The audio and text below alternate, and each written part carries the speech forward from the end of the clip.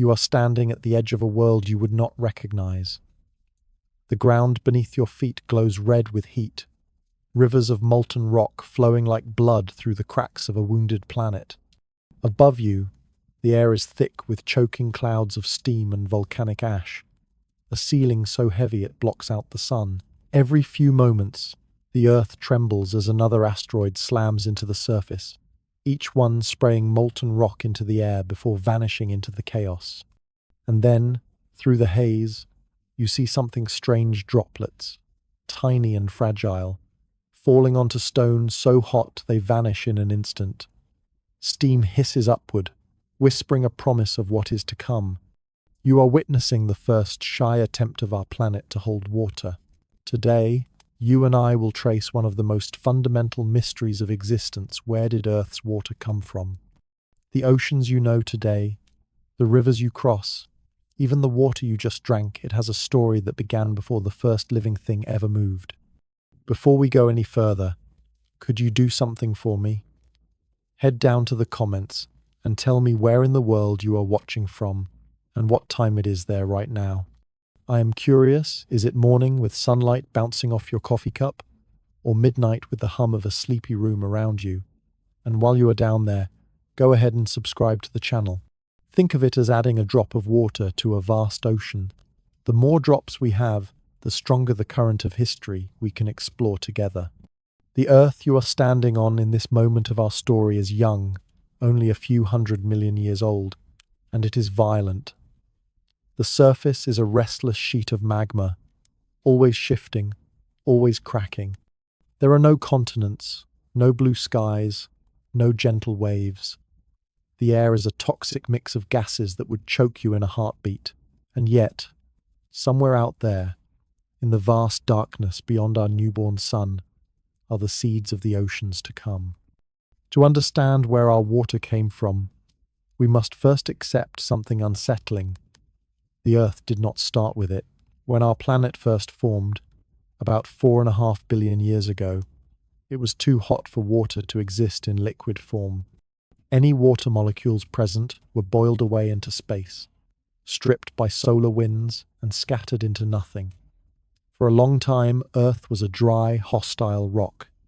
So if the water we drink today was not here at the beginning, then it must have arrived later, delivered or released in ways that are far more complicated than the simple image of rain falling from clouds. Look around in this scene. Every few minutes, a streak of light cuts through the dark sky, another asteroid arriving, carrying not just rock and metal, but something hidden inside, minerals bound with water molecules. Some of these asteroids are carbonaceous chondrites, rich in hydrated minerals.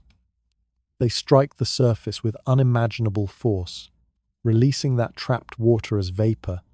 Most of it instantly vanishes into the superheated air, but a fraction of it clings to the planet, becoming part of a growing atmosphere thick with steam. The process is slow, painfully slow by human standards. It takes millions of years for enough water to accumulate to make a difference. The sun above is fainter than it will one day be, but its radiation is still enough to threaten this fragile water supply. Without a protective magnetic field and cooler conditions, much of it is lost to space. But the impacts continue, and the delivery never truly stops. Some of these collisions bring not just water but the chemical ingredients for life itself: carbon, nitrogen, and organic molecules. As the surface of the Earth begins to cool, the molten seas of lava harden into crust. Here, for the first time, the water vapor in the atmosphere begins to condense and fall as rain. It is not the gentle rain you know. It is a violent deluge that hammers the ground for centuries, filling low-lying areas with boiling pools. Every drop hisses away in clouds of steam until finally the surface is cool enough to hold it.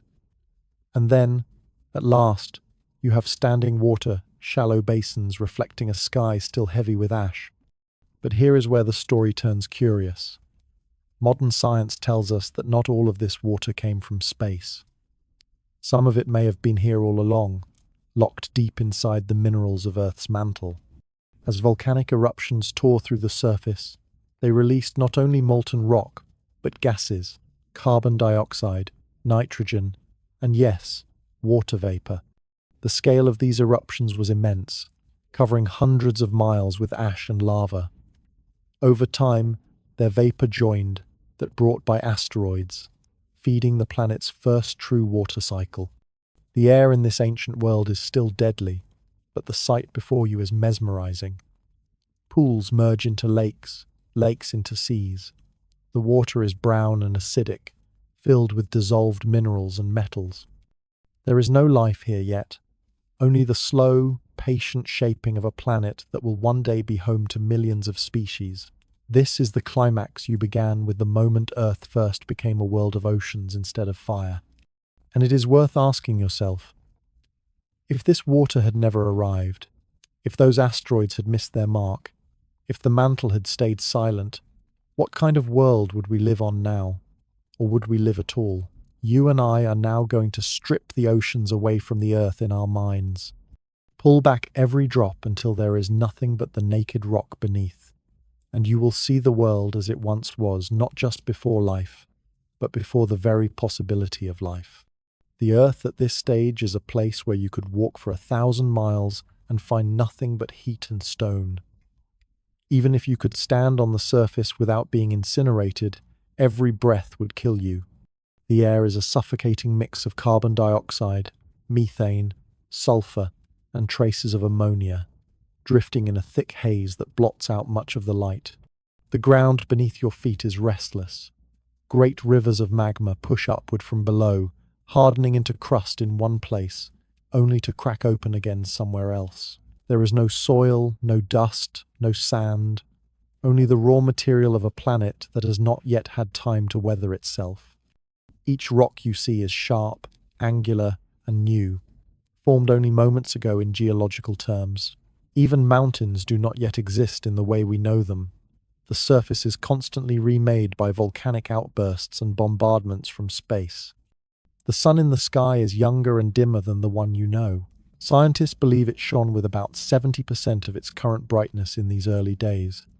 But because the Earth had no stable oceans or atmosphere to moderate its temperature, this did not mean the surface was cold. Instead, the heat came from within, from the decay of radioactive elements in the planet's interior, and from the energy still left over from the violent collisions that built the planet in the first place. Imagine standing in a place where the very ground radiates heat, where every step feels like walking across a stove. If you looked upward, you might see streaks of light, small meteoroids burning up in the thick atmosphere, or larger ones slamming into the surface, throwing up fountains of molten rock. These impacts were not rare events. During a period scientists call the Late Heavy Bombardment, about 4 billion years ago, Earth and its neighboring worlds were pounded by an unusually high number of asteroids and comets. Each impact reshaped the land, boiling away any pools of water that might have begun to form, only to deliver new minerals and perhaps, in some cases, more water locked inside. What is easy to forget is that in this lifeless age, there were still chemical processes at work that would one day matter to us. Volcanic eruptions sent clouds of gas into the sky, slowly building an atmosphere thick enough to trap heat and shield the surface from some of the sun's harsher radiation. At the same time, the crust beneath these volcanoes was undergoing slow changes. Deep inside the mantle, crystals formed with tiny amounts of water trapped within their structure, a silent storehouse for the future. No human eyes would ever see this stage, but without it, the oceans could never have existed. You might be tempted to picture this early world as entirely chaotic, but there were patterns, even here. The lava plains had flows that followed gravity into the lowest areas, cooling into dark, glassy rock. Cracks in the crust vented superheated gases and metals. The constant impacts churned the surface material, mixing elements and minerals that had once been separate. It was, in its way, a vast laboratory, setting the stage for everything that would come. Standing here in your mind, the silence is almost oppressive, but it is not the silence of peace. It is the silence of a place where nothing lives to make a sound. No wind rustling leaves, no water lapping at shores, no voices. Only the deep rumble of the planet's interior and the distant thud of something massive striking far away. The absence of water means the absence of erosion as we know it. Rocks remain sharp for ages because nothing wears them down. Craters stay fresh, their rims unsoftened by rain. Without the gentle work of water, there is no cycle to carry minerals from one place to another, no rivers to carve valleys, no lakes to collect sediments.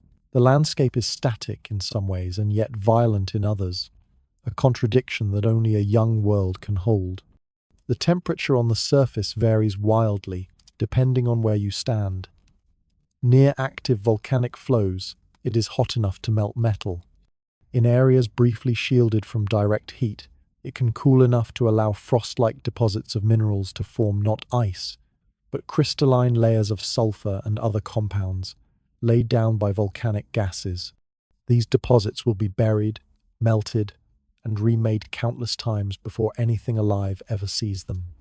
It is worth pausing to consider that this stage of Earth's history lasted for hundreds of millions of years. That is longer than the entire time humans have existed by a factor so large it is almost meaningless to us. For generation after generation of this planet's existence, there was no blue ocean, no green forest, no life at all. Just a constant balance between destruction and creation, heat and cooling, impact and recovery.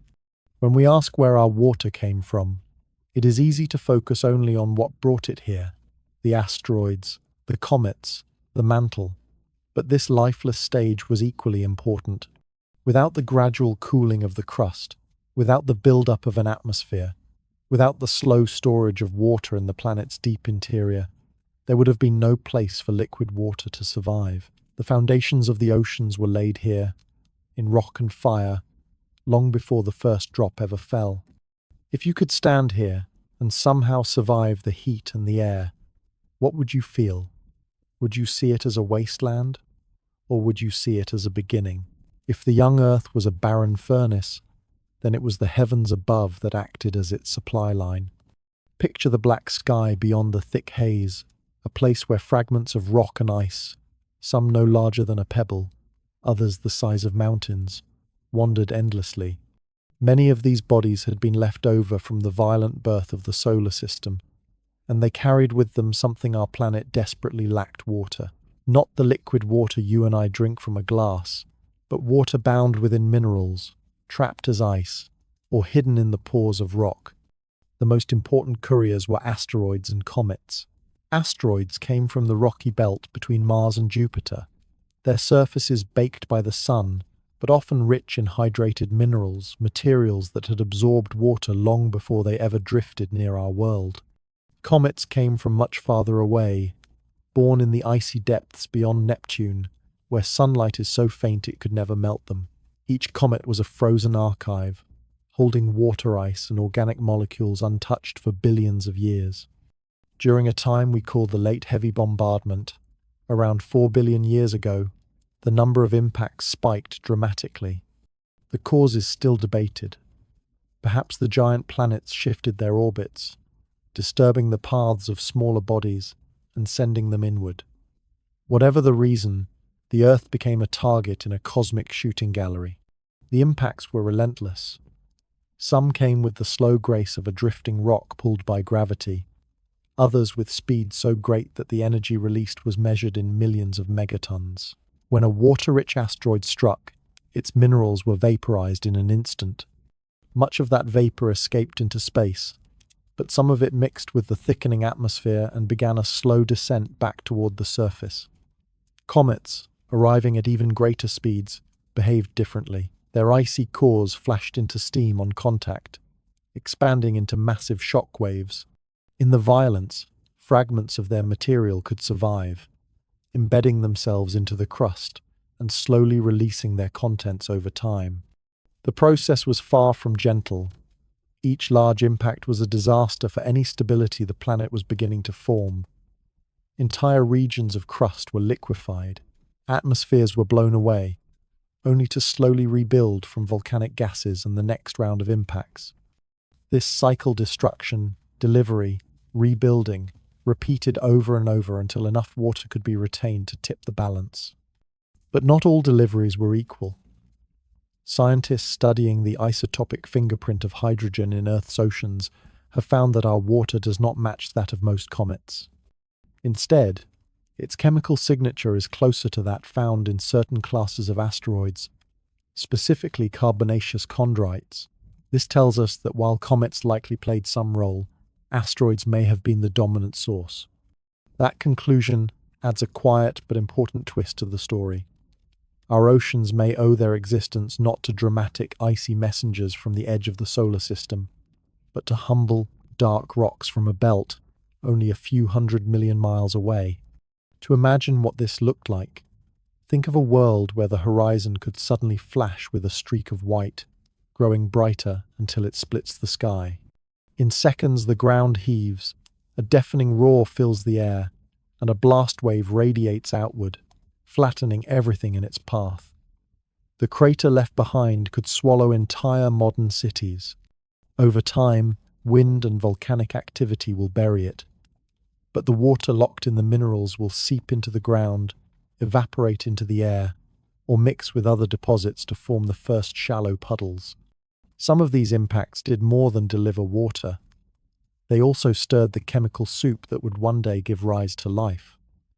Alongside water came carbon compounds, amino acids, and other building blocks. The delivery was not a single event, but a long campaign, millions of impacts over hundreds of millions of years, each leaving a trace behind. In your mind, look up at the sky during this era. It is never truly quiet. Somewhere, always, a faint streak of light marks the fall of another fragment. Some burn away harmlessly in the upper air. Others change the course of the planet forever. And if you could step back far enough to see Earth from space during this time, you would see the glow of impacts flashing across its surface like storms of fire. Even as the surface cooled in places, the impacts kept coming. This is the paradox of the early Earth. The very events that brought water also made it hard for that water to stay. It is only when the frequency of impacts finally slows, after hundreds of millions of years, that the planet has a chance to hold on to enough to begin forming permanent seas. And here is the question that lingers. If the asteroid belt had been slightly less populated, or if Jupiter's gravity had pulled more objects away, would the Earth today be a dry, empty rock, or was there some inevitability in this delivery, as though the solar system itself was designed to send its water inward? If the asteroids were the humble workhorses of water delivery, the comets were the dramatic visitors. Imagine a body the size of a small mountain, its heart made of frozen water, carbon dioxide, methane, and ammonia, with dust and rock embedded in its crust like seeds in a loaf of bread. For billions of years it drifted in darkness so deep that sunlight was nothing more than a distant star. Out here, far beyond Neptune, in regions like the Kuiper Belt and the even more remote Oort cloud, temperatures are so low that water ice is as hard as granite. A comet's life changes the moment it strays inward toward the sun. The heat awakens it, turning its ice to vapor and carrying away dust in vast, glowing tails that can stretch for millions of miles. These tails are the comet's signature, but the real story lies in what happens when one of these objects collides with a planet. On impact, the frozen core flashes into steam, releasing not only water but also complex organic molecules. The sheer speed of these impacts, often tens of kilometers per second, makes them events of almost unimaginable violence. It is easy to see why comets once seemed like the obvious explanation for Earth's oceans. They are, after all, giant reservoirs of water. Ancient cultures even wove them into their creation myths. In some traditions, a comet was a celestial messenger, bringing life-giving water to the dry earth. In others, it was a harbinger of destruction, a reminder that the same object that might fill the seas could also erase entire landscapes in a single strike. Modern science, however, complicates the picture. When researchers began to measure the ratio of hydrogen isotopes, specifically deuterium to hydrogen in cometary water, they found a problem. Most comets studied so far do not match the chemical signature of Earth's oceans. The water in many comets is too heavy, containing more deuterium than the water we drink today. This finding does not exclude comets entirely, but it suggests they were not the primary source. Still, the role of comets may have been significant in other ways. They are rich in carbon-based molecules, including some of the building blocks of life. Experiments have shown that under the intense heat and pressure of an impact, these molecules can survive or even form in new combinations. A comet striking the early Earth may have delivered both water and the chemistry needed to set life in motion. That makes them less like water bearers and more like traveling laboratories, seeding the planet with the ingredients of biology. During the late heavy bombardment, comets likely arrived in large numbers alongside asteroids. Some of them may have been from the Kuiper Belt, a region whose comets have hydrogen isotope ratios closer to those of Earth's oceans. But the population of comets in the inner solar system today is just a fraction of what it once was. Back then, gravitational nudges from Jupiter and Saturn could send swarms inward, their paths altered by the giant planet's immense pull. From the surface of the early Earth, you would have known a comet was coming long before it struck. Its approach could fill the sky with a strange shifting glow, visible even through the thick, hazy atmosphere. As it entered the atmosphere, the comet would disintegrate, its icy body boiling away in seconds, fragments raining down in streaks of fire. The shockwave would flatten everything within hundreds of miles, while the heat of the impact could turn rock to vapor. And yet, once the chaos settled, some part of that water would remain, mixing into the growing cycle of evaporation and condensation that would one day feed rivers and lakes. There is a poetic irony in the role of comets. They are at once symbols of impermanence, melting away each time they pass near the sun, and potential bringers of one of the most enduring substances on Earth. Some scientists even wonder whether Earth's water came from a combination of sources, with comets providing the final top-up after asteroids and volcanic outgassing had already begun the process. The truth is that we may never know the exact balance between these sources. The evidence is written in isotopes, crater records, and the chemical makeup of ancient rocks clues that have been altered by billions of years of geological change. But even with uncertainty, the image of icy messengers from the farthest reaches of the solar system slamming into our young planet is too striking to ignore. They remind us that Earth's story is not just a local one. It is part of a much larger, wandering family of worlds, some of which may have carried their own oceans for billions of miles before sharing them with us. And so the question lingers. If comets carried the seeds of life as well as water, does that mean somewhere out there, in another young solar system, another world is waiting for its first rain? If you want to trace the origins of something as common as a glass of water, you have to think like a detective. You cannot simply look at the ocean and guess where it came from. You must follow the evidence that has been locked inside it for billions of years. In the case of Earth's water, one of the most important clues comes from something almost invisible: the subtle differences between atoms of hydrogen. Hydrogen, the lightest and most abundant element in the universe, is one of the two elements that make up water. But not all hydrogen is the same. Most hydrogen atoms contain just a single proton in their nucleus. A small fraction, however, contain both a proton and a neutron. This heavier version is called deuterium. Water molecules that contain deuterium instead of normal hydrogen are often called heavy water. You cannot see the difference by looking at it, but you can measure it. And when scientists do, they find that the ratio of deuterium to hydrogen, often called the D-H ratio, varies depending on where in the solar system the water formed. This ratio is like a fingerprint. Different sources of water, asteroids, comets, volcanic outgassing, each have a distinctive D-H ratio. By comparing the ratio in Earth's oceans to the ratios measured in other places, scientists can narrow down the possible origins. It is a method that strips away guesswork and replaces it with cold chemical reality. When researchers first applied this method, The results were surprising. Many comets, especially those from the Oort cloud, far beyond Pluto, have a D/H ratio about twice as high as Earth's oceans. That meant that if our water had come primarily from these comets, the oceans today would have a much heavier hydrogen signature. This finding immediately weakened the old idea that comets were the dominant source of Earth's water. On the other hand, certain types of asteroids, particularly carbonaceous chondrites, have D/H ratios much closer to Earth's. These meteorites, small pieces of such asteroids that have fallen to Earth in more recent times, carry hydrated minerals whose water matches ours almost perfectly. This alignment suggests that much of our water may have come from rocky bodies in the asteroid belt, delivered during the planet's early bombardment. But the isotope story does not end there. Some volcanic gases, released from deep within Earth's mantle, also show a D/H ratio similar to that of the oceans.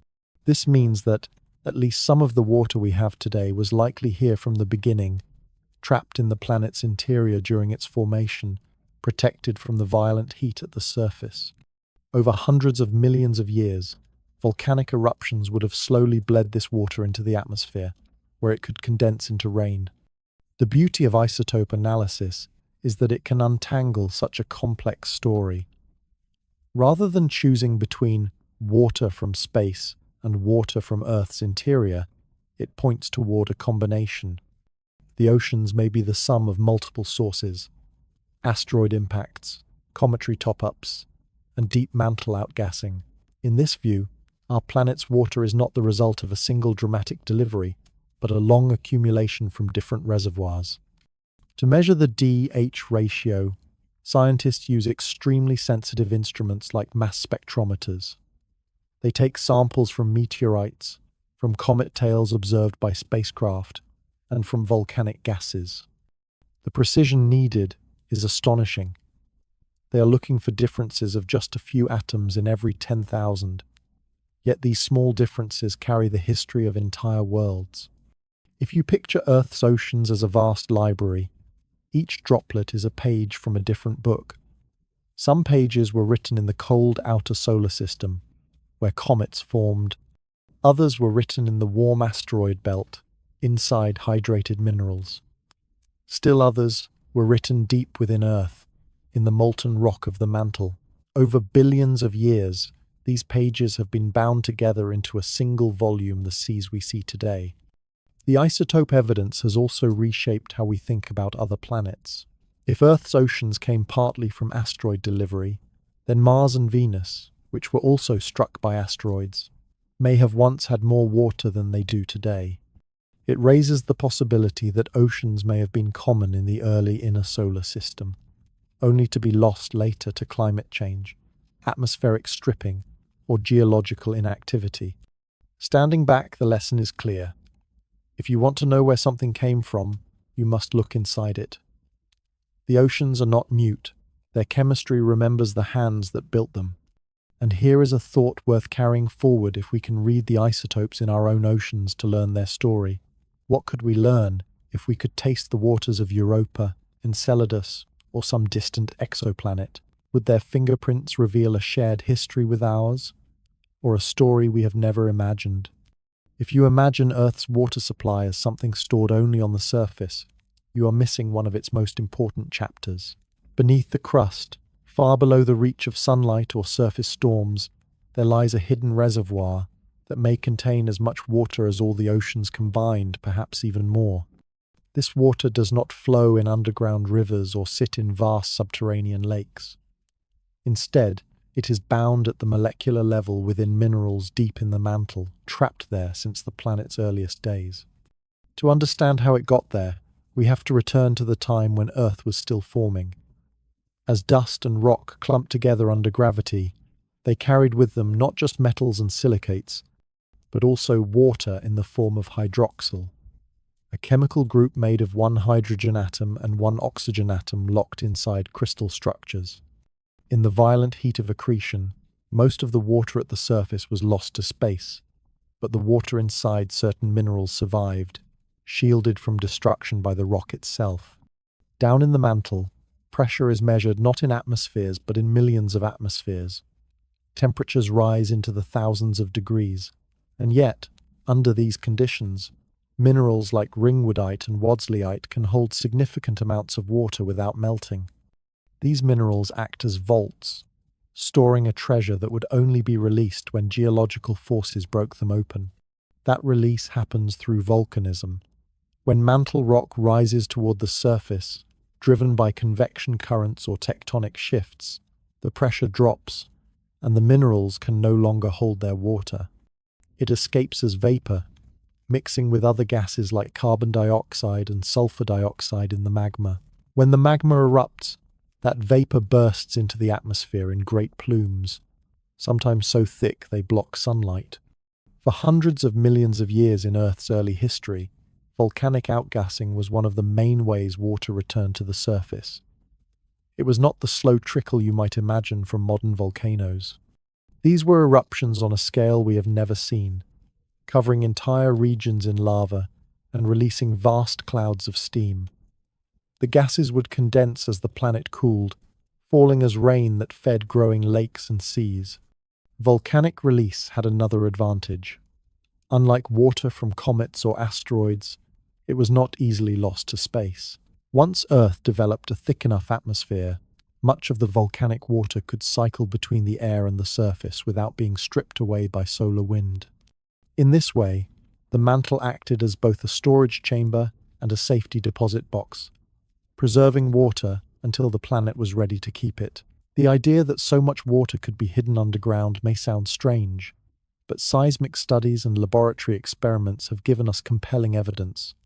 In 2014, researchers analyzing a diamond from deep within the Earth found inclusions of ringwoodite containing hydroxyl, a clear sign of water-bearing minerals in the mantle.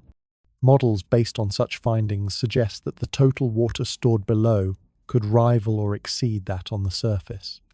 If you could stand on the early Earth and watch this process, you would see volcanoes not as isolated cones, but as sprawling fissures and plateaus, their eruptions painting the sky black with ash and white with steam. You would smell sulfur in the air, feel the ground tremble, and hear the dull roar of gases escaping from vents miles across. After each eruption, rain would follow sometimes for centuries as the atmosphere cooled and condensed. This deep water cycle also tied directly into the birth of plate tectonics. As slabs of oceanic crust were forced down into the mantle at subduction zones, they carried water back with them, trapped in minerals. Some of that water was recycled upward through new volcanic eruptions, creating a planetary water loop that still operates today. Without this cycle, the oceans might have drained into the mantle long ago, leaving the surface dry. And yet, the mantle's role is more than just storage and release. The slow, steady rhythm of volcanic outgassing provided a baseline supply of water even when asteroid impacts dwindled. It acted as a stabilizing force, preventing the young planet from swinging too wildly between flood and drought. In that sense, the oceans are not just a gift from the sky, they are also a gift from the planet's own heart. But here is the part that lingers in the mind. If so much water is still locked below, could the mantle's hidden oceans someday change the surface again? Could a future era of geological unrest flood the land anew? Or is this deep water forever sealed beneath our feet? If the early volcanic Earth was a furnace, then what came next was its slow, cooling breath. The great steaming vents still roared, but their outgassing had begun to build something lasting. For the first time in the planet's history, water was no longer just falling from the sky or boiling away into space. It was staying, pooling, and shaping the land. Picture the world around 4 billion years ago. The surface was still jagged and raw, carved by lava flows and meteor scars. But amid this chaos, something new was happening. Hollows in the crust, vast basins formed by tectonic warping, impact craters, and the slow sag of cooling rock began to fill. Rainwater and volcanic steam condensed into rivulets, then streams, then broad, glistening pools. These basins were not yet the deep blue oceans we know today. They were shallow, murky seas, rich in dissolved minerals and constantly stirred by the planet's restlessness. The chemistry of this water was unlike anything you would want to drink. The rain fell through an atmosphere thick with carbon dioxide, methane, and sulfur gases, dissolving them as it fell. Each droplet was faintly acidic, and when it struck the hot, mineral-rich rock, it pulled metals and salts into solution. The seas turned into vast chemical stews, briny, metallic, and churning with reactions. Yet this hostile brew was the perfect laboratory for the chemistry of life. The shapes of these first seas were dictated by geology. Some lay in the yawning scars of massive asteroid strikes, circular basins with raised rims and fractured floors. Others formed where tectonic plates had pulled apart, leaving rift valleys that collected runoff from the highlands. Still others were inland depressions, cut off from the main bodies of water, where evaporation and mineral concentration would have been extreme. It is here that Earth began to look less like a molten wasteland and more like a planet we might recognize. The shallow seas caught the light of the young sun, which was dimmer than today's, but still enough to paint the skies in hazy reds and oranges. The shorelines were constantly shifting.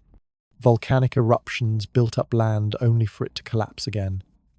Tides caused by the moon, already in orbit after its own violent birth, stirred the waters and exposed wet mudflats. If you were standing at the edge of one of these seas, the air would be heavy with steam and laced with the tang of sulfur. The waves would lap gently in some places, crash violently in others, depending on the winds and the nearby volcanic activity. You might see plumes of black smoke rising from hydrothermal vents, even in the shallows, where cracks in the crust allowed superheated, mineral-rich water to gush into the cooler sea. These early seas were also restless in another way. They were temporary, without fully formed continental crust to define permanent basins. Many were drained or evaporated when tectonic activity shifted the land. Some vanished in a matter of centuries. Others persisted for millions of years, only to be replaced by deeper and broader bodies of water as Earth's crust stabilized. Still, every one of these early seas was part of a much bigger transformation. Water began to cycle not just between atmosphere and mantle, but across the surface itself. Rain fell into the seas, evaporated under the young sun, condensed into clouds, and fell again. This cycle smoothed the sharp edges of the land, carrying silt and minerals into the basins, making the water even richer in nutrients. Scientists believe that around this time, plate tectonics was already beginning to shape the surface in earnest. Subduction zones pulled oceanic crust downward, releasing yet more water from hydrated minerals, while mid-ocean ridges, the seams where new crust was born, pumped out heat and chemicals into the seas. The result was a planet whose water systems were not static pools but dynamic engines of change. In the grand scale of things, these first seas were the trial run for the world ocean that would follow. They were small enough to heat quickly under the sun, which may have encouraged chemical reactions that would later give rise to life. They were also shallow enough for sunlight to penetrate most of the water column, allowing photochemical processes to occur.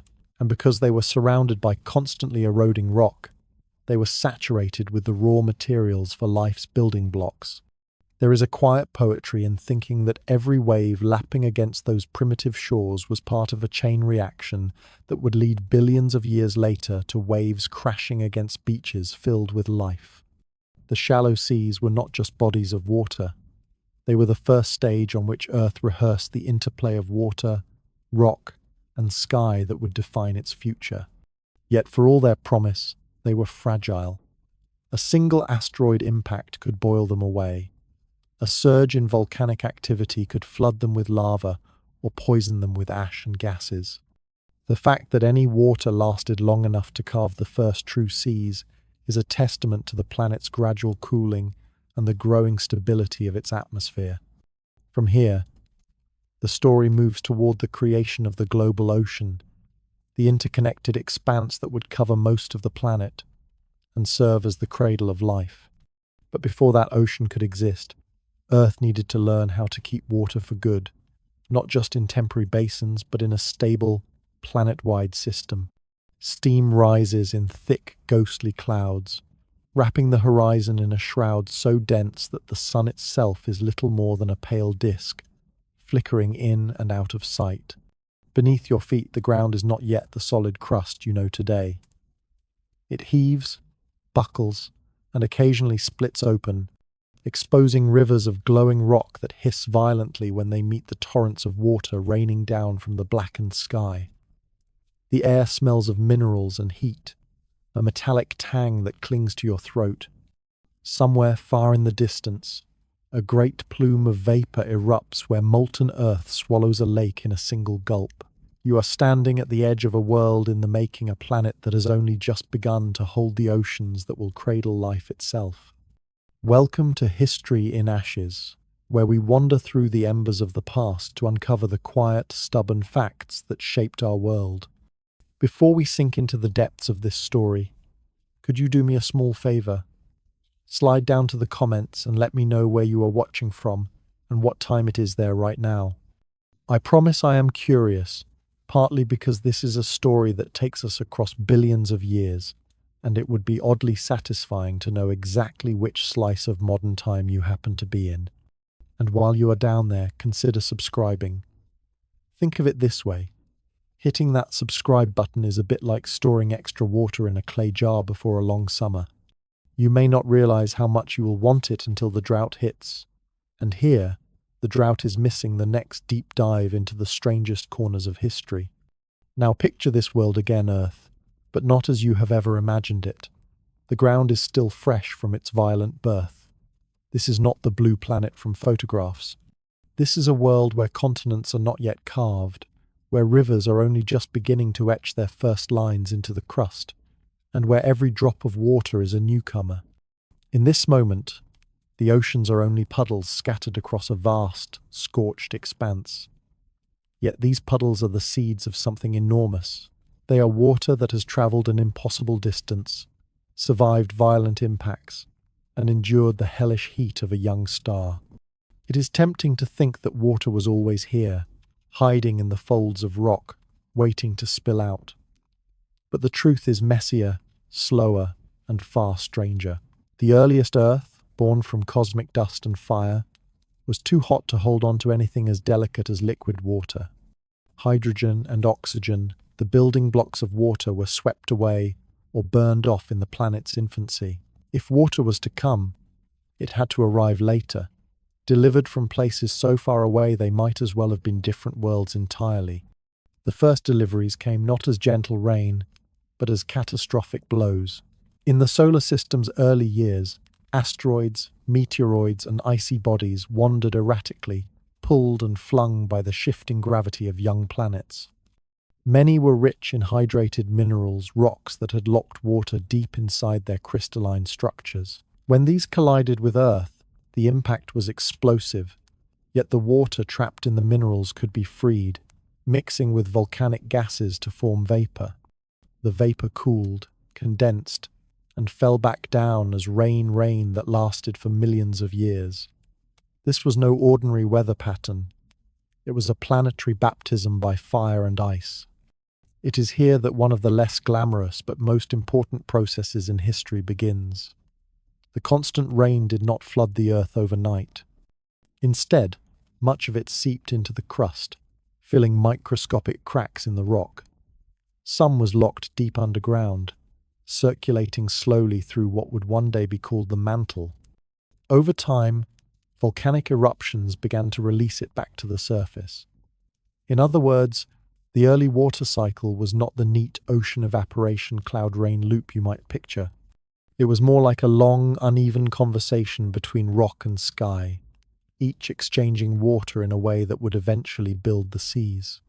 One day, though, day hardly applies, when measuring in geological time the first true ocean began to take shape. It was shallow, warm, and tinted a reddish-brown from dissolved iron. The sun was weaker than it is now, but the dense atmosphere trapped enough heat to keep the water liquid. If you had stood on the shore of that ocean, the horizon would have been hazy, the water steaming in the heat. There were no waves as you know them, for there was no life to stir the wind in any organized way. It was a silent ocean, waiting. And yet, the story is not so straightforward.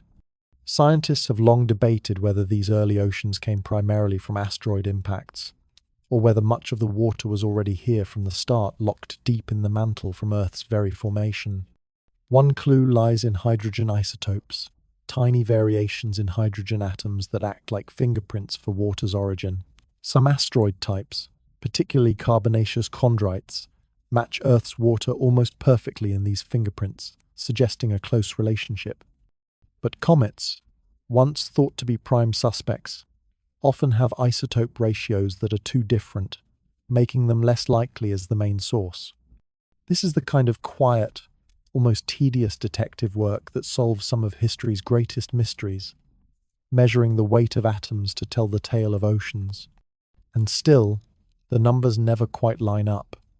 There is more water here than can be explained by asteroid delivery alone, which leads back to the mantle theory. Imagine, if you can, water trapped inside molten rock, carried into the forming Earth from the same cosmic dust cloud that birthed the Sun. As the planet cooled, some of that water would have been released through volcanic outgassing, slowly adding to the oceans over hundreds of millions of years. Standing at the edge of that first ocean, it would have been impossible to guess that these waters would one day hold trilobites, coral reefs, fish, and eventually humans. For now, they were simply there, an unbroken mirror reflecting the dim young sun, their quiet presence a sign that the violent chaos of planetary formation was giving way to stability. But stability is never permanent. Even in these earliest days, some of that precious water was already escaping into space, lost to solar wind and atmospheric stripping. Earth would have to hold on to enough of it to last through ice ages, mass extinctions, and climate swings, or the story of life might have ended before it began. Which leads to the question, what other worlds received their own share of water, and what happened to it? Could Mars, Venus, or even distant moons tell a similar story, or a cautionary one? And if they could, would their histories change how you see the glass of water in your hand right now? Steam bursts skyward from a planet that is more fire than stone. The air shimmers with heat. The ground beneath you is black glass still cooling from an ancient inferno, and ahead is the unimaginable sight of water boiling on the surface of the Earth for the first time. You hear it hiss and spit against molten rock, a sound that will one day be as ordinary as rain on your roof. But in this moment, it is the sound of a planet becoming something new.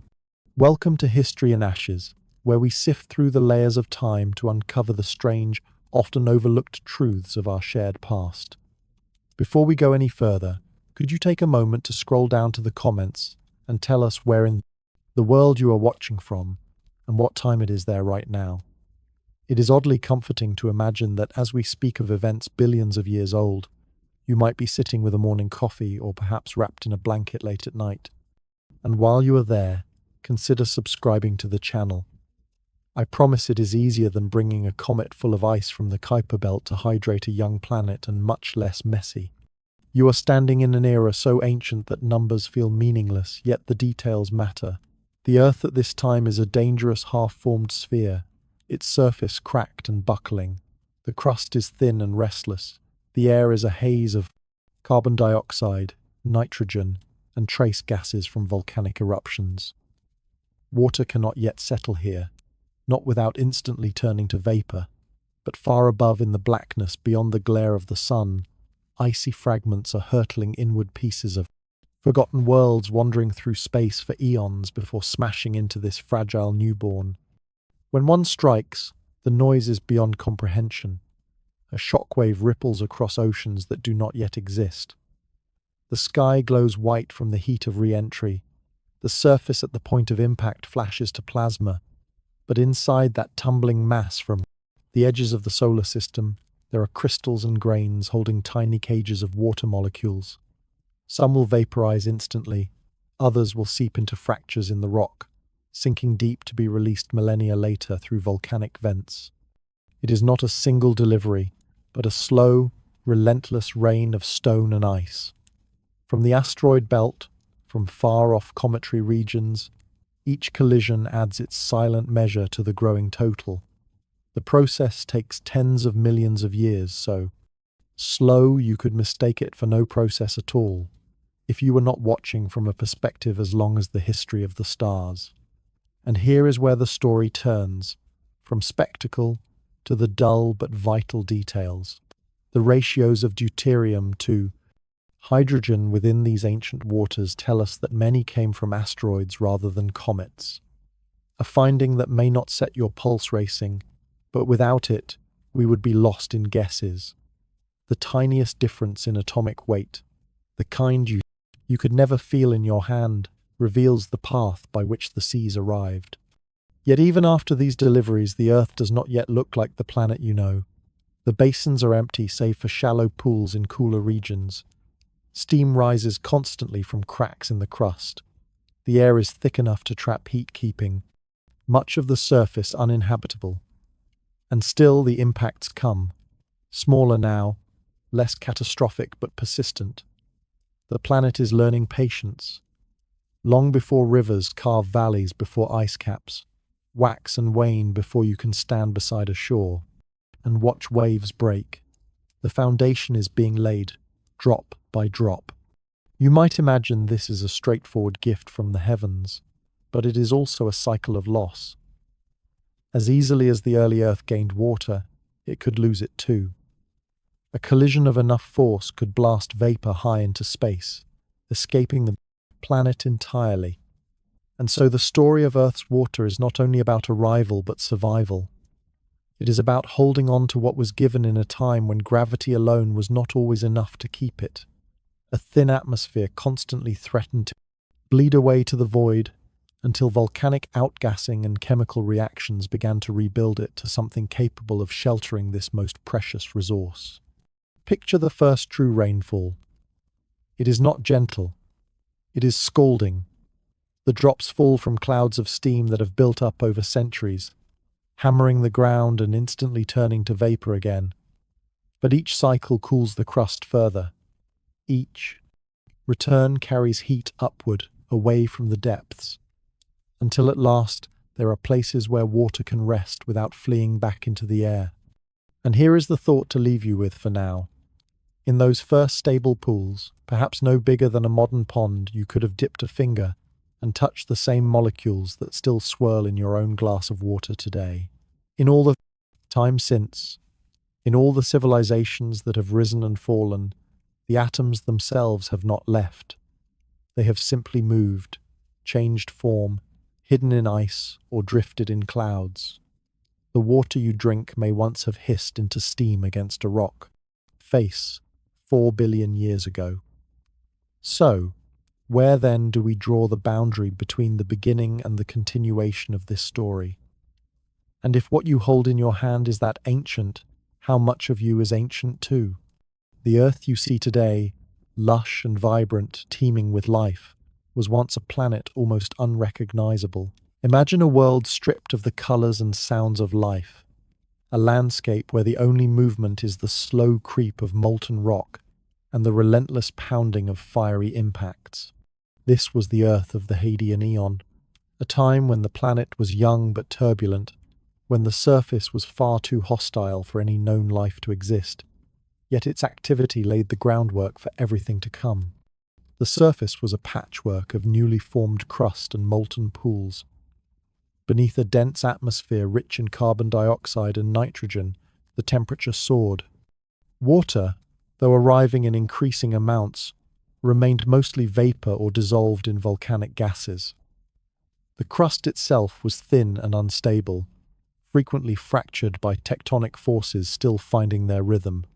Giant impact craters scarred the landscape, some spanning hundreds of miles, evidence of the chaos of cosmic bombardment. Yet this harshness hid a strange beauty. Volcanic activity was rampant. Massive lava flows poured from fissures miles long, building the first landmasses. Black smoke as hydrothermal vents spewed mineral-rich fluids into the early seas. These vents created localized environments with steep chemical gradients. energy sources that some scientists argue could have powered the first biochemical reactions leading to life. The chemistry was complex and dynamic, with sulfur, iron, and other elements cycling through water and rock. Though lifeless, this early Earth was not inert. The constant recycling of crust through subduction zones returned water and minerals from the surface back into the mantle, where they were stored and later re-released through volcanism. This slow but steady recycling helped stabilize the planet's climate over geological timescales. The early atmosphere, thick and hazy, shielded the surface from harmful solar radiation, while volcanic gases helped maintain a greenhouse effect strong enough to keep water liquid despite a faint young sun. Imagine standing on a shoreless plain, watching ash clouds billow over molten rock and steam rising from countless vents. The landscape was in flux, shaped by forces so immense and slow that they dwarfed anything human history would later know. This was a world without continents, without oceans in the modern sense, but with all the ingredients for change, heat, water, and chemical energy locked in rock. While the surface was inhospitable, the Earth was quietly preparing for life. The chemical richness of volcanic emissions combined with the steady input of water to create niches where simple organic molecules could form and persist. The interplay between rock, water, and atmosphere set the stage for the gradual emergence of biological complexity. And here is the question that haunts every scientific inquiry into our origins. How did a planet so seemingly hostile give rise to life? Was it in these turbulent environments that the spark of life first ignited, or did life emerge in more sheltered pockets later? Could life have arrived from elsewhere, hitching a ride on the very asteroids that brought water? The early Earth may have seemed a barren wasteland, but it was a crucible, a place where destruction and creation walked hand in hand. Understanding this paradox helps us see not just how life began here, but how rare or common life might be in the universe. 4 billion years ago, Earth's surface was a fragile tapestry of rock and water, where the boundaries between solid ground and liquid pools were blurred by chemical whispers. Though the planet was young and restless, some of its oldest rocks still bear silent testimony to the presence of water, an enduring signature etched in minerals and isotopes, a record that scientists have painstakingly uncovered over decades. These ancient stones, often found in remote and rugged parts of the world, are like time capsules. Their mineral content and chemical structures tell stories of water's first encounters with the solid earth. They reveal how water weathered rock, dissolved elements, and began shaping the planet's crust. This process, slow and painstaking, laid the groundwork for everything that followed, from mountain building to soil formation to the chemistry that would nourish early life. Among the most significant discoveries are zircons, tiny crystals of zirconium silicate that have survived nearly 4 billion years of geological upheaval. By analyzing their composition, researchers have detected traces of water and indications that liquid water existed on Earth's surface much earlier than once believed. The presence of certain isotopes in zircons suggests that rain had already fallen, and shallow seas or lakes might have existed during the Hadean Eon, when the Earth was still considered hostile and uninhabitable. This shifts our understanding of Earth's early environment. Rather than a dry, molten rock, it was a place where water carved valleys and interacted with rock, albeit in ways unfamiliar to us today. The interactions created alteration minerals, such as clays and serpentines, which form only in the presence of water. These minerals act as clues, pointing to ancient chemical reactions that tell us the planet had cooled enough for liquid water to persist and for rock weathering to begin. Weathering is one of those processes that sounds mundane but is profoundly important. It is the grinding and dissolving of rock by water and atmosphere, releasing nutrients and shaping landscapes. Without it, the planet's surface would be a static, lifeless desert. With it, the chemistry of the oceans and atmosphere evolves, and the stage is set for the first biological activity. Even more revealing are isotopic ratios within these ancient minerals. Variations in oxygen isotopes, for instance, provide clues about the temperature and composition of early waters.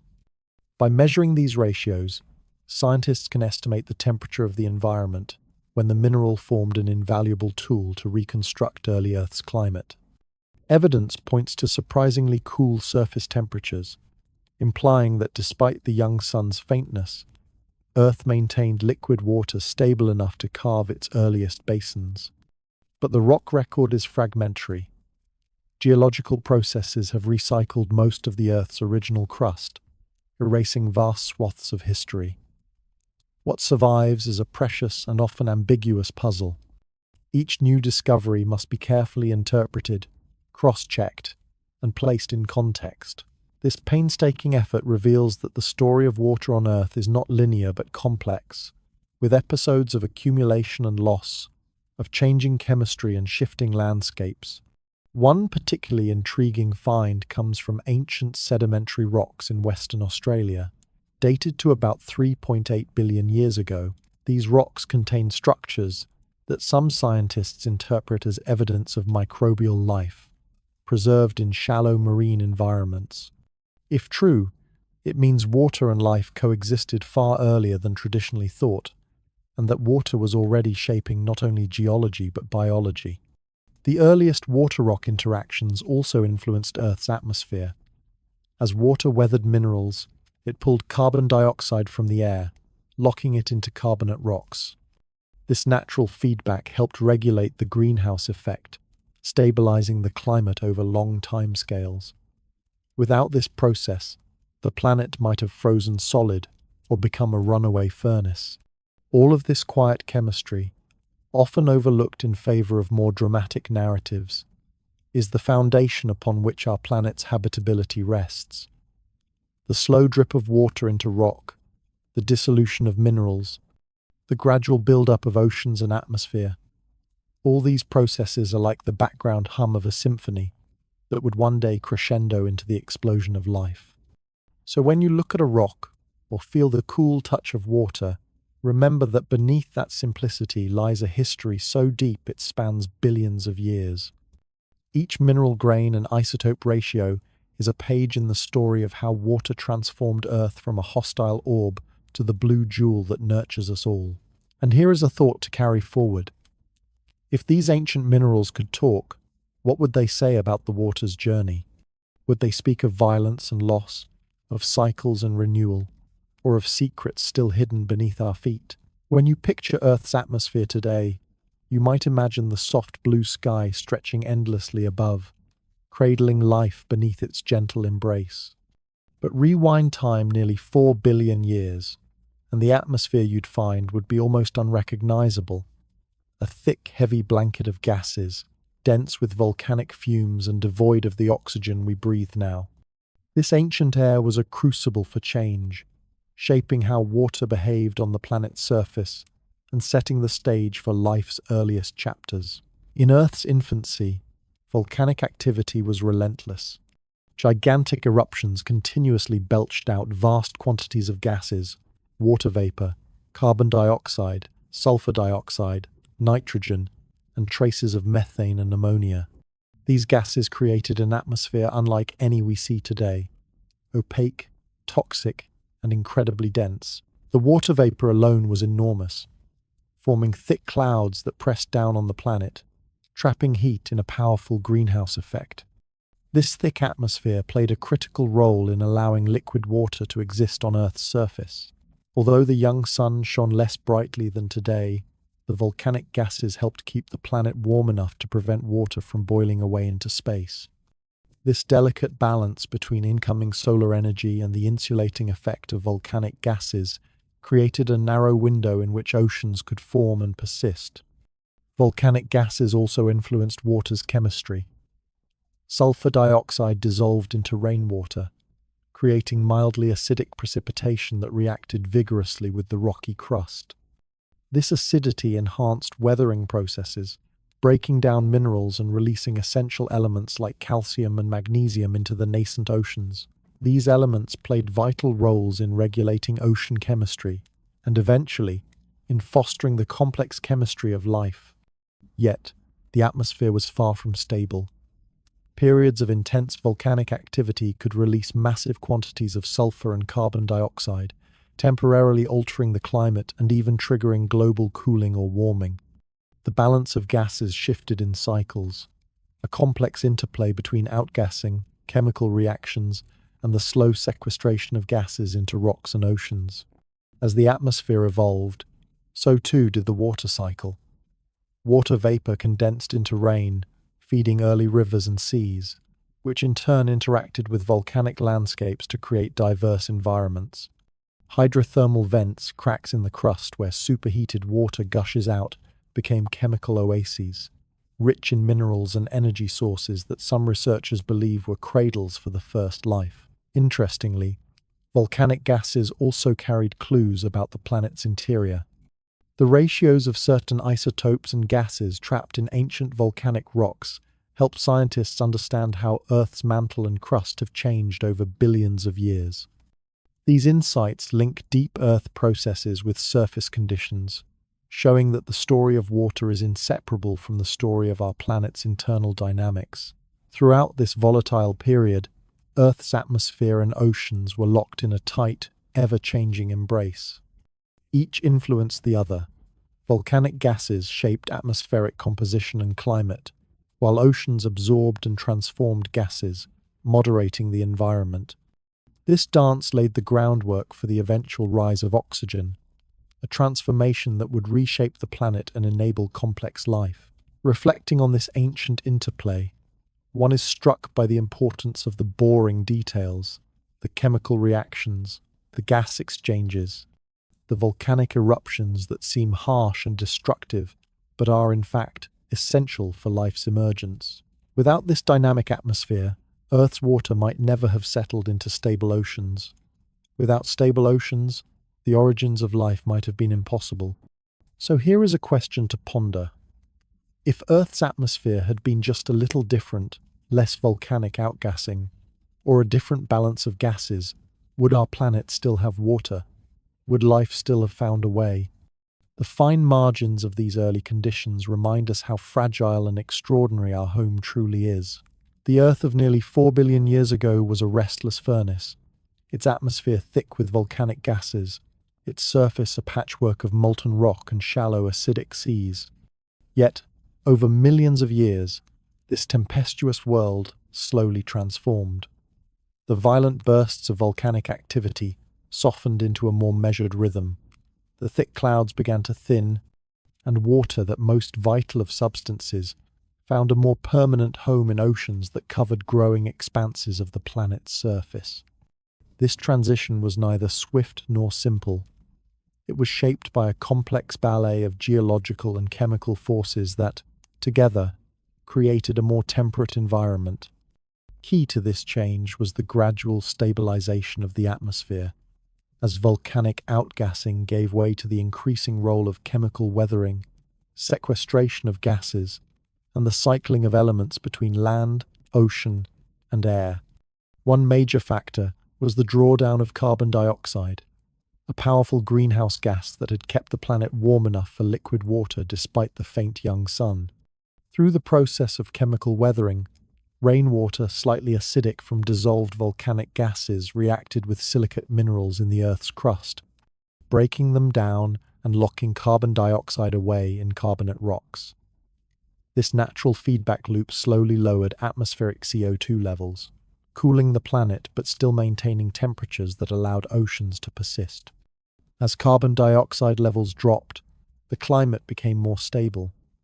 This stability, however fragile, allowed the oceans to develop chemical gradients and environments more conducive to life's complex chemistry. The oceans grew deeper and more interconnected, transforming from isolated pools to a global system that moderated temperature and circulated nutrients. Another driver of stability was the continued recycling of water and minerals through plate tectonics. Subduction zones pulled oceanic crust deep into the mantle, where water was released by dehydration of minerals and volcanic outgassing returned it to the surface. This deep water cycle helped regulate the volume of surface water and the composition of the atmosphere over geological timescales. At the same time, the sun itself was slowly brightening. increasing the energy available to Earth's surface systems. This gradual increase in solar output demanded a balancing act. If the greenhouse effect weakened too much, the planet would freeze. If it remained too strong, Earth could become a molten furnace again. This precarious balance shaped the long-term climate trajectory that set the stage for life. During this time, the oceans began to accumulate elements essential for life: phosphorus, nitrogen, iron, and trace metals. These nutrients arrived from weathering of rocks and hydrothermal vents, feeding chemical reactions and possibly early microbial metabolisms.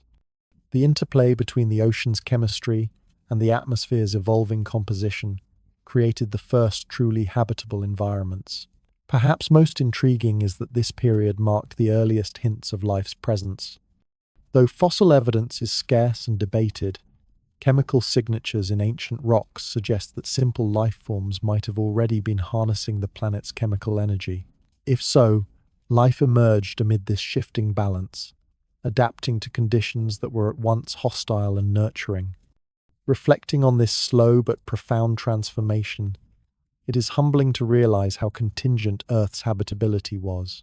The planet's ability to maintain liquid water, regulate climate, and supply essential nutrients depended on countless factors, many of them seemingly mundane, like the weathering of rock or the cycling of volcanic gases.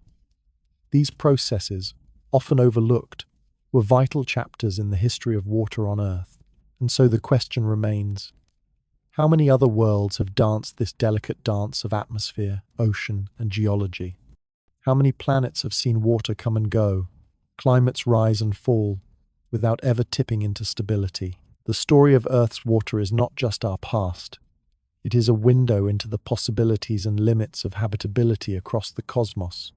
Imagine a world where land was not yet solid ground, but shifting islands of rock, rising and sinking like drifting ships on a restless sea. In Earth's earliest days, continents as we know them did not exist. Instead, the surface was dominated by thin, unstable crust, continually recycled by volcanic activity and tectonic upheaval. Yet, over hundreds of millions of years, these fragile beginnings gave way to the birth of the first stable continental masses, shaping the planet's water cycle and atmosphere in ways that would echo through time. The formation of continents marked a turning point. These ancient landmasses, though small and scattered, were made of lighter, more buoyant rocks, granites, and other felsic materials that resisted subduction and lasted far longer than the dense basaltic oceanic crust.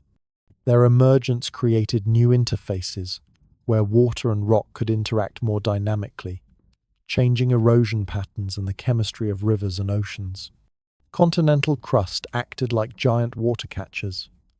Rain falling on these landmasses would flow into streams and rivers, carrying minerals and nutrients into the seas. This influx fueled chemical reactions both in the water and at the boundaries between ocean and land. Sediments eroded from continents settled into ocean basins, locking carbon dioxide into carbonate rocks and helping regulate Earth's climate over millions of years. But continents also influenced the atmosphere. Their presence altered wind patterns and the distribution of volcanic activity. Some volcanoes erupted on land rather than underwater, releasing gases directly into the atmosphere and affecting its composition. The growth of continental crust changed Earth's albedo, the amount of sunlight reflected back into space, affecting global temperatures and weather systems. Interestingly, the rise of continents also set the stage for a new chapter in Earth's water story: the formation of large, long-lasting freshwater bodies, such as lakes and rivers. These environments provided stable habitats where chemical gradients could persist, creating niches that may have been crucial for the origin and evolution of life. One of the most profound effects of continental growth was on the carbon cycle. Chemical weathering of continental rocks consumed atmospheric carbon dioxide, transporting it to the oceans where it precipitated as carbonate minerals. This process acted as a planetary thermostat, buffering the climate against extreme fluctuations. Without continents, this natural feedback would have been much weaker, leaving Earth vulnerable to runaway warming or cooling. The evidence for these early continents comes from ancient rocks known as cratons, vast, stable cores of continental lithosphere that have survived billions of years of geological change. By studying their composition, structure, and isotopic signatures, scientists piece together how and when these landmasses formed and how they influenced Earth's surface environments. Imagine standing on one of these early continents. The air would be thick with volcanic gases, the ground uneven and covered with freshly weathered rock. Rivers swollen with mineral-rich runoff would carve valleys, feeding into vast seas tinged with iron and other dissolved elements. It was a rugged, dynamic landscape, harsh by modern standards but fertile ground for the processes that would eventually nurture life. And yet, the growth of continents posed challenges. Their formation concentrated landmass, changing ocean circulation patterns and potentially creating localized climates. The balance between erosion and uplift, sedimentation and volcanic activity, was delicate and fluctuating. These changes reverberated through the atmosphere, oceans, and biosphere in ways we are only beginning to understand. In considering this ancient interplay, one is reminded of the subtle but immense power of Earth's geology to shape the conditions for life. The rise of continents was not just a physical transformation but a chemical and climatic revolution that redefined the planet's water systems. So the question lingers: how did the emergence of continents influence the course of evolution? Did these rocky islands provide refuges and opportunities for early life?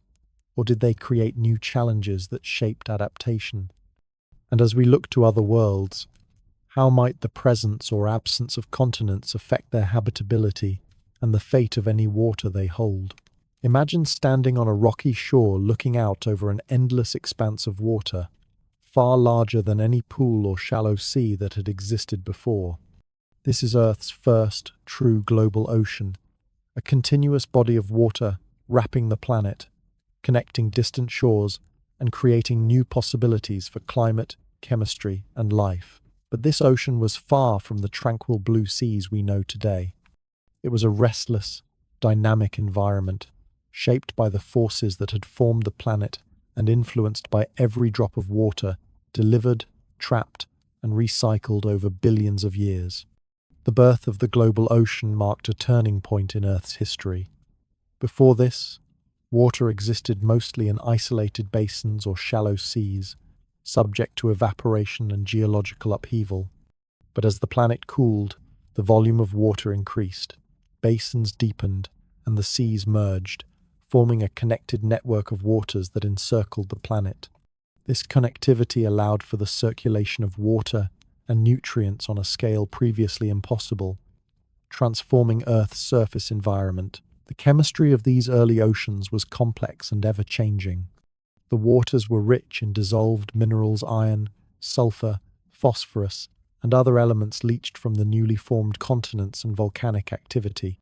These chemical ingredients set the stage for a kind of planetary alchemy, where physical and chemical gradients across vast distances could fuel reactions crucial to life's origins. Ocean currents, driven by temperature differences, wind patterns, and the planet's rotation, began to distribute heat and materials around the globe. This circulation helped regulate climate, smoothing temperature extremes between equator and poles and between day and night. It also transported nutrients, oxygen, when it eventually appeared, and other chemical species essential for the emergence of biology. The interface between ocean and atmosphere was a bustling zone of exchange. Gases dissolved into the water, chemical reactions occurred at the surface, and solar radiation penetrated the upper layers, driving photochemical processes. These interactions gradually altered the ocean's composition, making it more hospitable to life. Hydrothermal vents on the ocean floor remained hotspots of chemical activity, injecting mineral-rich fluids into the waters and creating localized environments with steep chemical gradients. Many researchers believe these vents were among the earliest cradles of life, providing the energy and raw materials for the first metabolic pathways. Over time, Sedimentation processes began to shape the ocean floor. Particles eroded from continents and biological debris. Once life emerged, settled, creating layers that would become the geological record of Earth's evolving environment. These sediments tell stories of changing climates, biological innovation, and planetary processes that scientists continue to unravel today. The depth and extent of the global ocean influenced Earth's geology as well. The weight of vast water masses affected tectonic activity, while the ocean's interaction with the crust helped regulate heat flow and volcanic activity. This complex feedback system linked the ocean's physical presence with the planet's internal dynamics. Looking out over this primeval ocean, it is hard to imagine the silent drama unfolding beneath the waves. Chemical reactions, mineral deposits, and perhaps the first flickers of life itself. The global ocean was both a product of Earth's violent beginnings and a crucible for its future. But many questions remain. How exactly did this ocean evolve chemically and physically over time? How did the first organic molecules arise and survive in such an environment? And what role did this vast body of water play in shaping the planet's atmosphere and climate through the eons? These mysteries invite us to look deeper, to consider not just the vastness of the oceans, but the subtle details that made them a foundation for life. The vast, restless oceans of early Earth may have seemed lifeless and alien, yet beneath their surface, some of the planet's most extraordinary transformations were quietly unfolding. Somewhere in these mineral-rich waters, the first flickers of life appeared tiny, simple organisms that would set in motion the long and complex story of biology. But how do we know this? What evidence survives from so deep in time, and what does it tell us about the origins of life in these ancient seas? Unlike the dramatic fossils of dinosaurs or human ancestors, the earliest life left behind little more than subtle chemical footprints. Microbes, the simplest forms of life, rarely produce hard parts that fossilize well. Instead, scientists rely on indirect clues: isotopic signatures in ancient rocks, microscopic structures resembling microbial mats, and traces of organic molecules preserved against the ravages of billions of years. One of the most compelling pieces of evidence comes from stromatolites, layered structures formed by microbial communities, trapping sediment and precipitating minerals. Modern stromatolites grow in some extreme environments, but ancient examples have been found in rocks dated to over 3.5 billion years ago. These structures suggest that microbial life had already established itself in shallow marine environments, shaping the geology even at this early stage. Beyond stromatolites, isotopic ratios of carbon in ancient rocks provide another line of evidence. Living organisms preferentially take up lighter isotopes of carbon during metabolism, leaving behind a distinctive signature in the surrounding rock. When scientists find these ratios in ancient sediments, it points to biological activity, even when fossils are absent. Hydrothermal vent systems, with their rich chemical gradients and energy flows, remain prime candidates for life's cradle. The discovery of unique microbial communities around modern vents supports the idea that early life could have thrived in these environments, protected from harsh surface conditions and energized by chemical reactions. Studying the earliest life requires a detective's patience and a scientist's rigor. Rocks that old have been altered by heat, pressure, and tectonic movement, sometimes obliterating original signatures or creating misleading patterns. Differentiating true biological signals from abiotic chemical processes is a major challenge and a subject of ongoing debate. The story that emerges is one of resilience and adaptation. Life began as simple cells, surviving in a world without oxygen, enduring intense radiation and fluctuating climates. Over time, these early organisms would evolve metabolic pathways to harness sunlight, fix carbon, and eventually oxygenate the atmosphere. But at this stage, life was hidden beneath the waves, invisible to the naked eye, yet shaping the earth in profound ways. The oceans acted as both a cradle and a shield. Their vast volume buffered life from surface extremes and delivered nutrients and energy across ecosystems. The chemical complexity of seawater, combined with energy from sunlight and hydrothermal vents, created a dynamic laboratory where life's first experiments unfolded. Looking back, we see that the emergence of life was not a sudden spark but a gradual, uncertain process, shaped by the planet's evolving environment. It is a testament to the deep connections between geology, chemistry, and biology that life could arise only because Earth provided the right conditions at the right time. And so we return to the question, what was life's first footprint in these ancient oceans? Was it a humble microbe, a self-replicating molecule, or something even more mysterious? How much of this story remains hidden in the rocks beneath our feet and the waters that cover the Earth? For nearly 2 billion years, Earth's oceans and atmosphere were dominated by gases like nitrogen, carbon dioxide, and methane, an alien world with little to no oxygen. Yet, somewhere deep within the planet's ancient seas, microscopic life was quietly reshaping the very air and water that enveloped the globe. This slow but momentous transformation, the rise of oxygen, would forever change the trajectory of life and the planet itself. The key players in this drama were cyanobacteria, tiny photosynthetic organisms, sometimes called blue-green algae. Unlike other microbes, cyanobacteria could harness sunlight to split water molecules, releasing oxygen as a byproduct. This process, known as oxygenic photosynthesis, was revolutionary. It introduced a new gas into the atmosphere, one that would eventually build up and alter Earth's chemistry in profound ways. Initially, oxygen produced by cyanobacteria did not accumulate freely. It reacted readily with dissolved iron and other minerals in the oceans, creating vast deposits of banded iron formations, layered rocks rich in iron oxides that serve as geological records of oxygen's early presence. These formations, some more than 2.5 billion years old, mark the slow oxygenation of the oceans and the gradual saturation of oxygen, sinks. Only after these sinks were filled could oxygen begin to accumulate in the atmosphere, a period known as the Great Oxidation Event, roughly 2.4 billion years ago. This event marks a major turning point in Earth's history. The atmosphere shifted from a reducing environment to one rich in oxygen, changing everything from climate to chemistry to biology. Oxygen's rise had profound effects. It enabled the evolution of more complex, energy-demanding life forms by allowing more efficient metabolism.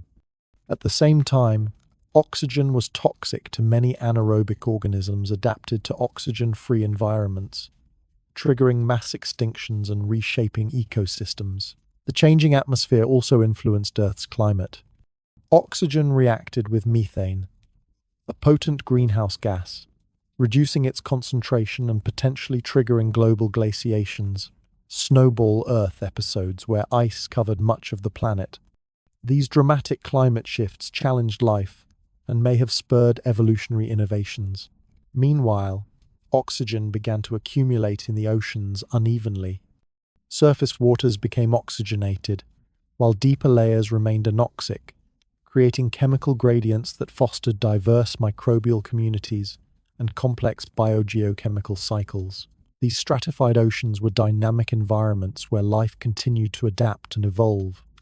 Geochemical evidence from sulfur isotopes, chromium ratios, and other proxies help scientists trace the patterns of oxygenation and its fluctuations over time. These subtle signals reveal a complex, non-linear history of oxygen's rise, periods of advance and retreat, stability and upheaval. Understanding this oxygenation is crucial because it set the stage for the emergence of multicellular life.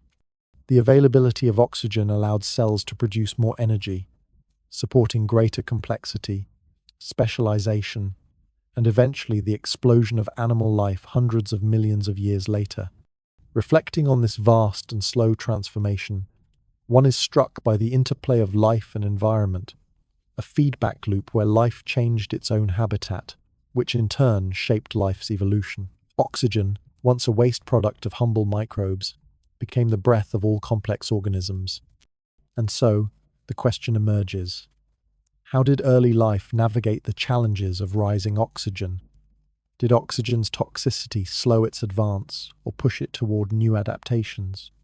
And what lessons does this ancient transformation hold for understanding life's resilience and fragility on Earth and beyond? The gradual rise of oxygen in Earth's atmosphere and oceans was not merely a chemical milestone. It was a geological revolution, reshaping the very crust and surface of the planet. As oxygen permeated the environment, it altered rock formations, mineral stability, and the cycling of elements in profound ways that would ripple through ecosystems and create new opportunities for complexity. One of the most visible geological effects was the transformation of iron-rich sediments. Before oxygenation, dissolved iron was abundant in oceans, giving the waters a distinctive reddish-brown hue. When oxygen became available, iron oxidized and precipitated out as iron oxides, creating the banded iron formations that record this ancient transition. These formations, layered in precise rhythmic bands, stand as a testament to Earth's shifting chemistry and the interplay between life and geology. Oxygen's presence also enabled the formation of new minerals. For example, the oxidative weathering of rocks produced sulfate minerals and oxides of metals like manganese and uranium. These minerals changed the way elements cycled through the environment, influencing nutrient availability for emerging life forms. The oxidation of sulfur affected atmospheric chemistry and helped regulate climate by controlling greenhouse gases. The oxidative weathering processes also contributed to the long-term stabilization of Earth's climate. By removing carbon dioxide from the atmosphere through chemical reactions with rocks, oxygen helped prevent runaway warming. This feedback loop was essential for maintaining temperatures conducive to life and allowed ecosystems to flourish. With these chemical and geological shifts came new habitats. Oxygen-rich shallow seas and continental margins provided niches where early multicellular organisms could thrive. The availability of oxygen allowed cells to generate energy more efficiently, fueling the evolution of complexity and specialization. This energy surplus laid the foundation for the Cambrian explosion, a remarkable burst of biodiversity hundreds of millions of years later. Furthermore, oxygenation influenced the formation and preservation of fossils. Oxidative conditions enhanced mineralization processes that allowed soft-bodied organisms to be preserved in remarkable detail, offering scientists invaluable windows into ancient life. The changing chemistry of sediments also affected sediment deposition and erosion patterns, reshaping landscapes and ecosystems. The transition to an oxygen-rich environment was not smooth. Fluctuations in oxygen levels created challenges and opportunities, driving evolutionary pressures that shaped the trajectory of life. Periods of oxygen decline led to mass extinctions, while surges in oxygen availability enabled bursts of innovation and diversification. These dynamic feedbacks between geology, chemistry, and biology highlight Earth's interconnected systems. Oxygenation was not just a backdrop, but an active agent in sculpting the planet's surface and its living inhabitants. It exemplifies how life and Earth evolved together, each shaping the other in an ongoing dance. Reflecting on these changes, one must ask, how did early ecosystems adapt to the fluctuating oxygen levels and changing geochemistry? What evolutionary strategies emerged in response to these environmental pressures? And how might understanding this ancient interplay inform our search for life on other planets with different atmospheres and geologies? As oxygen steadily accumulated in Earth's atmosphere and oceans, it unlocked new biological possibilities. With more oxygen available, life could finally break free from the constraints of simple, single-celled existence and explore complexity, specialization, and cooperation. The stage was set for the gradual emergence of multicellular organisms and the formation of ecosystems that would eventually give rise to the rich biodiversity we see today. The increase in oxygen allowed cells to generate energy more efficiently through aerobic respiration. This process produces far more energy per unit of food than anaerobic metabolism, enabling cells to grow larger, develop specialized functions, and form complex tissues. With this newfound energy surplus, early life forms could afford to invest in structures such as protective outer layers, sensory organs, and mobility apparatuses, all critical innovations for survival and adaptation. Fossil evidence from about 600 million years ago hints at some of Earth's first multicellular organisms. These fossils include simple soft-bodied animals, some resembling modern-day sponges and jellyfish, as well as enigmatic forms that defy easy classification. Their appearance signals the dawn of the Ediacaran period, a time of experimentation in body plans and ecological interactions. This era was followed by the Cambrian explosion roughly 540 million years ago, a remarkable burst of diversification that produced most of the major animal groups known today. The availability of oxygen was a crucial factor enabling this rapid evolution. Complex ecosystems emerged, including predator-prey relationships, symbioses, and diverse feeding strategies. Oxygen-rich environments also affected marine chemistry and sedimentation patterns, creating habitats like coral reefs and seafloor communities that fostered biological innovation. The presence of oxygen helped stabilize organic molecules and allowed for the development of skeletons and shells, which provided protection and structural support. On land, the colonization of plants and fungi transformed terrestrial environments. These pioneers altered the atmosphere by producing oxygen and weathering rocks, while their root systems stabilized soils and influenced water cycles. The resulting ecosystem supported an expanding diversity of life, including the first terrestrial animals. The rise of complex ecosystems was not without challenges. Fluctuations in oxygen levels, climate changes, and mass extinctions periodically disrupted ecological balance. These crises drove adaptation and innovation, shaping the resilience and diversity of life. Throughout this journey, the interplay between life and environment remained profound. Oxygen was not merely a gas, but a driver of evolutionary trajectories and ecological complexity. The story of complex life is inseparable from the history of Earth's water and atmosphere, a narrative of gradual transformation built on billions of years of chemical and geological processes. As you reflect on this profound evolution, consider this. How did early complex life navigate the challenges of a changing planet? What lessons does their story hold for the resilience of ecosystems today and the future of life on Earth and beyond? Throughout history, water has been far more than a simple resource. It has been the pulse of civilizations, the thread that connects human survival with the environment, and the silent force behind the rise and fall of empires. The story of water management is a story of human ingenuity, resilience, and the delicate balance between control and respect for nature's power. From ancient Mesopotamia to the grand empires of Rome, China, and beyond, the ability to harness and distribute water defined political strength and societal stability. Irrigation systems turned arid lands into fertile fields, supporting growing populations and economic prosperity. Complex canal networks allowed for transport and trade, knitting together vast territories and cultures. Yet water management also revealed the limits of human control. The collapse of some civilizations, like the classic Maya or parts of the Indus Valley, has been linked to water mismanagement, droughts, and environmental degradation. These cautionary tales remind us that water systems require constant care and adaptation, and that imbalance can have profound consequences. The Middle Ages saw new innovations in water control, including the widespread use of water mills and the development of public fountains and sewage systems in growing European cities. These advances improved urban life and supported expanding populations, reflecting the ongoing interplay between water and human society. The Industrial Revolution dramatically transformed water use and management. Urbanization, factory systems, and modern agriculture increased water demand exponentially. Engineering feats like dams, reservoirs, and canals reshaped landscapes on an unprecedented scale.